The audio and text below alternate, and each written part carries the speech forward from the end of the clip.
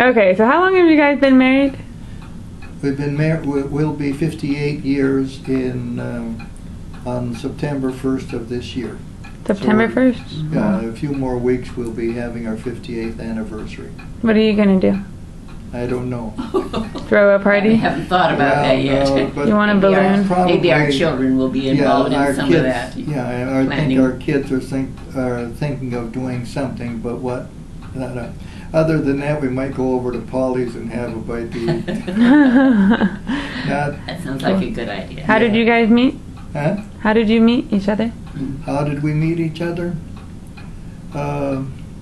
Let's see. In part, it started at a street meeting in Duluth, Minnesota. And an Alliance church group, which I was a part of. They had on Superior Street, I think it was, they had a street meeting. And it so happened, I lived in Superior, and I went with a group of young people, and we were going not to the street meeting, but there was I think it was either a Covenant church or a Baptist church, or having some kind of a special function going on there. And so we as a group went over there, but there was either an extended prayer meeting or something else that was going on. And we could hear a few blocks away that a religious service was being held on the street. And so I and a few others went down there.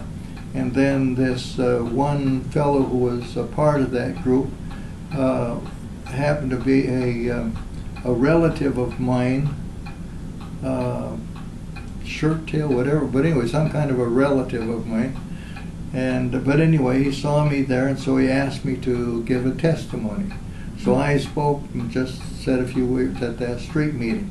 And then the next thing after that, I had an invitation from the Duluth Alliance Church Young People's Group to talk there. And the lady sitting next to me was president of or was one of the leaders in that particular location. So I went over there and spoke, and then that was it. That was the beginning. That wasn't it. Wasn't it? But it was only sometime later. I'm not so sure how long later, but anyway, sometime later, that a friend of mine who was the pastor's son in my hometown, Alliance pastor's son, and that I knew, and he knew my wife, and so he suggested one time, he said he thought it would be good if we get together, because I had made a commitment for foreign mission service, and I had gone with another girl. We had dropped off, had been going together for a year or more than a year. She already, and I think she then got married.